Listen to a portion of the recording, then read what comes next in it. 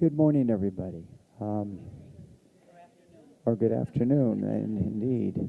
I am struggling with a troubled voice, and I have a performance this afternoon. So if I start to lose it, Tim is going to fill in for me. But thank you today for coming to hear me. Just to let you know, I'm not here to proselytize or to convince you of anything.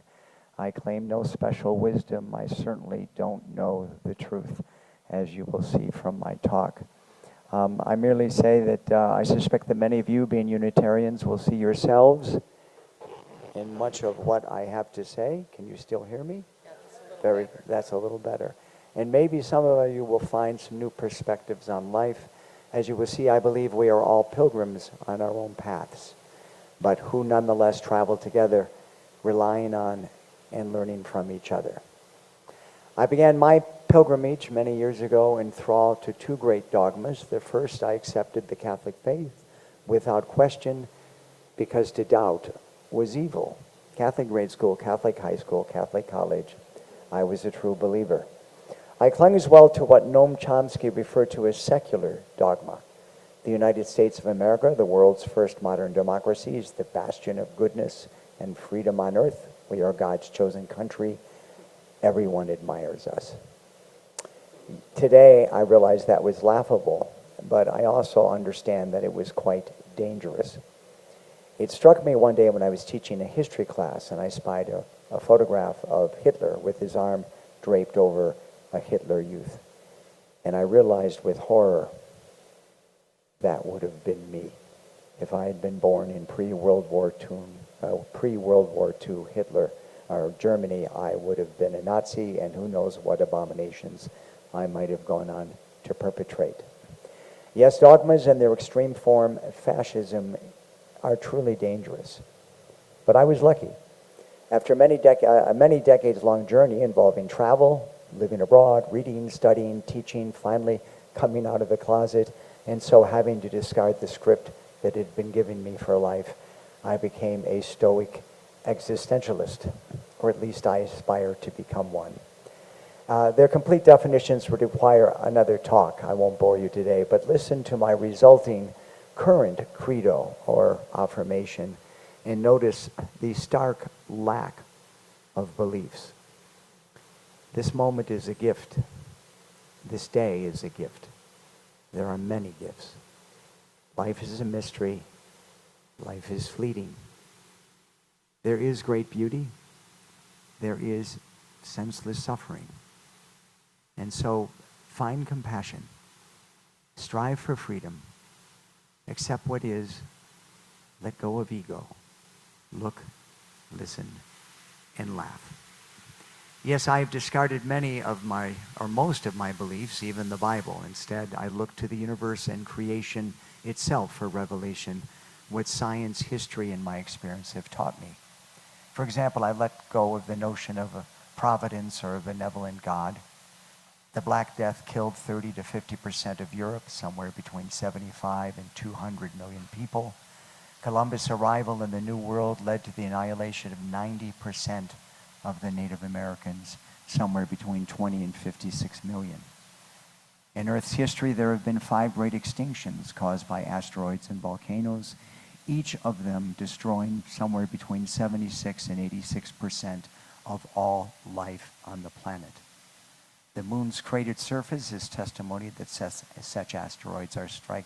strikes are common, and Yellowstone Park, now identified as a gargantuan caldera, perhaps the largest on Earth, will erupt again soon. The undeniable truth is that nothing lasts. 99% of the species that have ever existed are extinct. Of more than 5 billion, only 8.7 million remain. The dinosaurs lasted 200 million years. We humans, with our propensity to self-destruct, we've been around for, I think, about 200,000, will not likely last anywhere near as long. One thing is for sure, we too will disappear.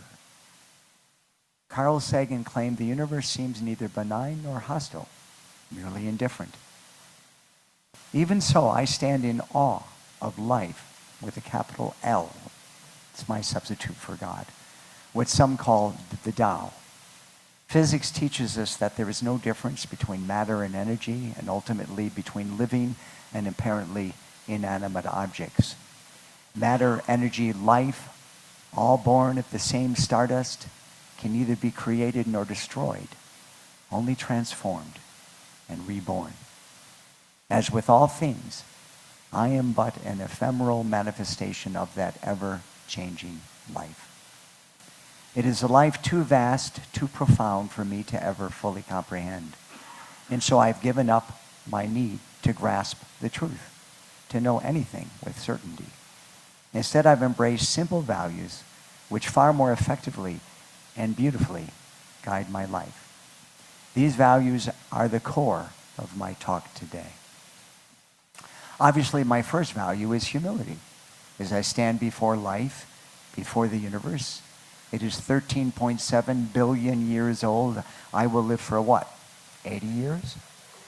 The Milky Way is 100,000 light years across, and there are somewhere between 2 billion and 2 trillion galaxies. I can't even wrap my brain around that. It is noble for humans to strive for understanding, and history shows we can know ever more, and that we have more, and we will know more than we do. But we will never really grasp the universe. The problem begins when anyone says, I have the truth. Everyone else is wrong. If there is a God, he, she, it is far beyond our comprehension. No one really knows. My second core value is acceptance and letting go. One of my favorite songs is by the Indigo Girls, Closer to Fine. We go to the doctor, we go to the mountains, we look to the children, we drink from the fountain. We go to the Bible, we go through the workout, we read up on revival, we stand up for the lookout. There's more than one answer to these questions, pointing me in a crooked line. And the less I seek my soul for some definitive, the closer I am to find. The closer I am to find. Indeed, life is a mystery to be lived, not a problem to be solved. I read Jack Kornfield's Path with Heart, and one of his main ideas struck a blow that dramatically changed my life. He said, end the war on the world and the war on yourself. Wow. Those wars had been the cornerstones of my life. I had railed against the unjust world full of so much senseless suffering, and against myself for being so terribly flawed. Suddenly, I worked instead to accept what is and to accept myself. I let go of perfectionism and eventually learned even to embrace my own imperfection. I created an affirmation that I continue to recite today. I am gifted. I am flawed. I am human. The perfect me. I've been learning as well to let go of ego, to recognize that so much of what angered me about others was not in the end about me. It's one of the 4 agreements by Don Miguel Luis. And I've accepted that all things pass. Nothing lasts forever. So I try to let go of my past, so much of the junk in my attic. The only thing any of us really have now is now, in this moment. Another foundational value I've adopted is gratitude. Hell, I was born an upper middle class male at the apogee of the U.S. empire. I'd better be grateful. But gratitude may be one of the most useful and most important values for everyone. It overcomes the negative bias of our reptilian brains and of our reptilian news service. It changes our attitude changes our perception, and our perception can change our life. However, another seemingly negative value I hold is skepticism. Frankly, I've come to distrust most narratives, not just religious ones, and especially government ones. Thomas Jefferson warned that democracy demands eternal vigilance. Recent examples, such as the Warren Commission report of JFK's assassination, which no one believes anymore, and the Pentagon Papers, which implicated many administrations of both parties, drive this point home. Yes, I'm a conspiracy theorist. which is nothing more than the modern term for a heretic or an apostate, someone who dares to challenge official narratives. I believe everyone should. I'm an existentialist, so I value freedom. Freedom to decide what I believe, who I will become, how I will live. Indeed, the great Greek Stoic Epictetus claimed freedom is the only worthy goal in life. It is won by disregarding things that lie beyond our control. But we are not born free.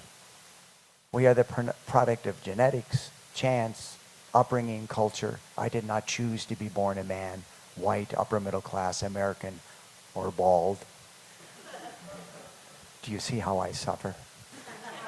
But I can become more free from my past, from my fears, from my habits, and I can work to free others from poverty, oppression, and ignorance, and above all, from fascism, the greatest enemy of freedom.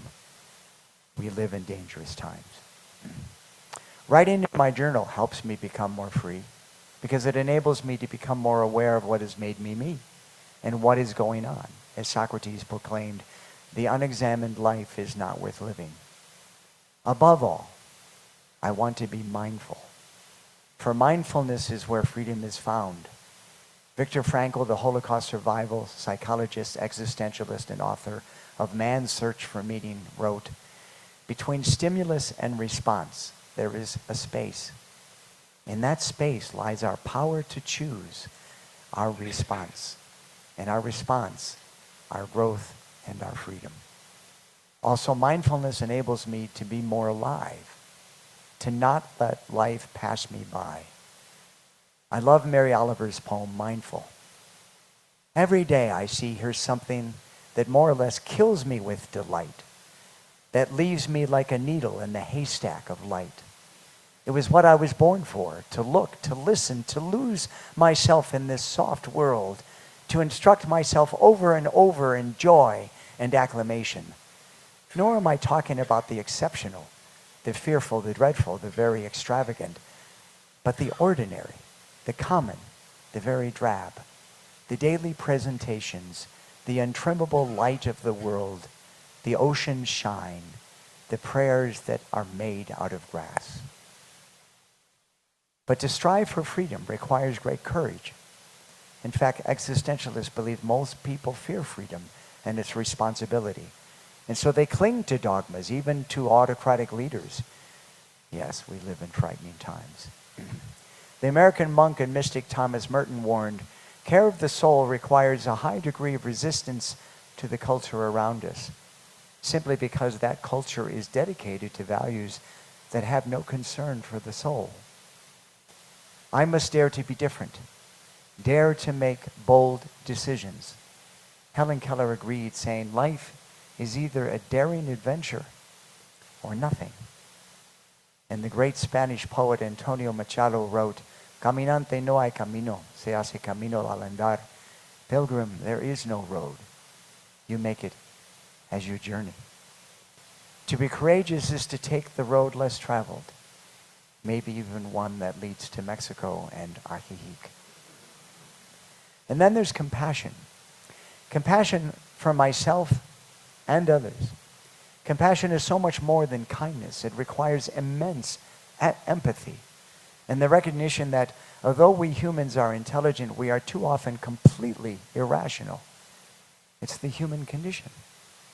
A counselor once told me after I'd confessed to something that had filled me with great shame, "Dave, you were really doing the best you could with the tools you had at the time." Well, the same is true for others. We must forgive ourselves and others. And that forgiveness, too, will set us free. Where I disagree with most existentialists, especially the nihilistic ones who despair, is in valuing community. If I matter, then others matter too. We're all in this together. So we must save each other. We must share what wisdom we think we may have found, as I am doing today, without any obligation for you to agree. And I must listen to you and glean what I can as we walk this life together. I love this song from the play Into the Woods. No one is alone. It's a very existentialistic anthem. Mother or dogma cannot guide you. Now you're on your own. Still, you're not alone. No one is alone, truly. No one is alone. You decide what's good. You decide alone. But no one is alone. Mother isn't here now. Wrong things, right things. Who knows what she'd say?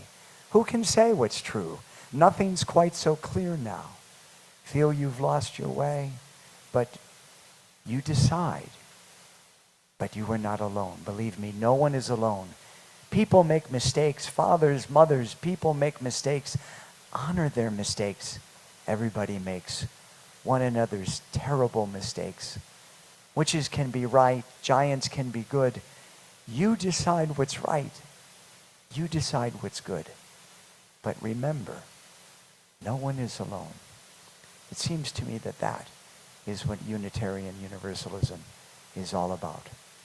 We are all pilgrims, choosing our own paths, but still traveling together. Along with community is service. Martin Luther King admonished, an individual has not started living fully until they can rise above the narrow confines of individualistic concerns to the broader concerns of humanity. This is the judgment. Life's most persistent and urgent question is, what are you doing for others? Gandhi agreed, whatever you do may seem insignificant to you, but it is most important that you do it. This is how individuals, in the midst of an apparently meaningless world, create meaning. I cling to hope too, as irrational as it may seem. Right after college, I went to Spain to discover the world and myself. I recall a moment of despair in rain-drenched Santiago de Compostela, when I doubted myself and my journey completely. But I kept going. I could not imagine the future. Oh, the best was yet to come, just around the corner. So much more than I could ever have imagined. Similarly, I never imagined Nelson Mandela would become president of South Africa, or that I, a gay man, could ever marry. Great, unanticipated things do happen. It is by hoping that we find reason to hope and give others reason to hope too. Hope is contagious. Even the great existentialist Albert Camus wrote, perhaps then, if we listen attentively, we shall hear amid the uproar of empires and nations, and my, are they roaring today, a faint flutter of wings, the gentle stirring of life and hope. It is awakened, revived, and nourished by millions of solitary individuals whose deeds and work every day negate frontiers and the crudest implications of history. Finally, I value humor. It gets me through my day, through life. Abraham Lincoln, when asked how he could make jokes during such a bleak time as the Civil War, answered, I laugh because I must not cry. Humor is necessary in the face of apparent absurdity. I try to laugh at craziness, to laugh at my mistakes. Humor was one of my greatest tools as a teacher. If I was in a bad mood, invariably I had a bad day with the kids. But when I brought humor to the class, well, one day a kid called out, oh, Mr. E's in a good mood. It's going to be a good day. You see, joy, like hope, is contagious. That's the power I had to affect their day. We all have that power every day. So in summary, I now focus on values instead of beliefs. Mine are, currently, humility, acceptance and letting go, gratitude, skepticism, freedom, mindfulness, courage, compassion, community and service, hope, and humor. My values highlight the supremacy of wisdom over knowledge. The point has never been to grasp the truth, which is probably beyond our comprehension. All the peoples who have ever lived, who had no grasp of science, little understanding of the truth, could still live lives of virtue and happiness, and many were wise. They found and created meaning, even though they believed in many gods and goddesses or that the world was flat.